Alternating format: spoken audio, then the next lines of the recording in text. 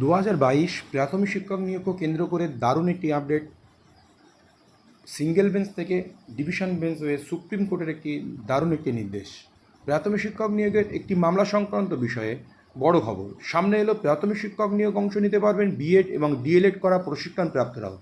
কলকাতা হাইকোর্টের নির্দেশ বহাল রাখল দেশের সর্বোচ্চ আদালত সুপ্রিম কোর্ট। বিএড এবং ডিএলএড দুই প্রশিক্ষণ নেওয়া প্রার্থীরা যদি যোগ্য হয় তাহলে তাদের প্রাথমিকে শিক্ষকতার চাকরিতে নিয়োগ প্রক্রিয়ায় অংশ নিতে পারবে বলে জানিয়ে দিল দেশের সর্বোচ্চ আদালত।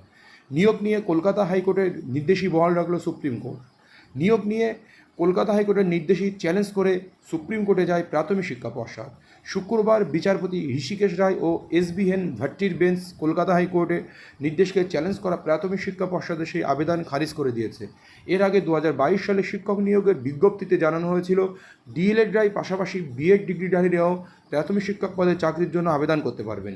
সেই মতো সুবন্ত কোলেসহ কয়েকজন আবেদন করেন যাদের বিএড ও ডিএলএড দুই ডিগ্রি ছিল, কিন্তু পরবর্তীকালে অন্য একটি মামলায় সুপ্রিম কোর্ট নির্দেশ দেয় প্রাথমিক শিক্ষক পদে চাকরির জন্য শুধুমাত্র ডিএলএডরা সুযোগ পাবেন, যার ফলে বিপাকে পড়েন উল্লেখিত চাকরি প্রার্থীরা। বাধ্য হয়ে তারা কলকাতা হাইকোর্টে মামলা দায়ের করেন। আদালত প্রাথমিক শিক্ষা পর্ষদকে নির্দেশ দেয় বিএড এবং ডিএলএড ডিগ্রি থাকা মামলাকারীরা যোগ্য হলে আলাদা প্যানেল প্রকাশ করা যেতেই পারে। সেই নির্দেশকে চ্যালেঞ্জ করে সুপ্রিম কোর্টে আসে প্রাথমিক শিক্ষা পর্ষদ। শুনানিতে হাইকোর্টের নির্দেশ বহাল রাখল সুপ্রিম কোর্ট। ফলে স্বস্তি পেল একাধিক চাকরি প্রার্থীরা।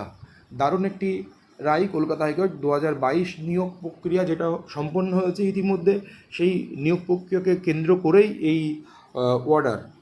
ধন্যবাদ। আমার চ্যানেল নতুন হলে অবশ্যই সাবস্ক্রাইব করে সঙ্গে থাকবেন।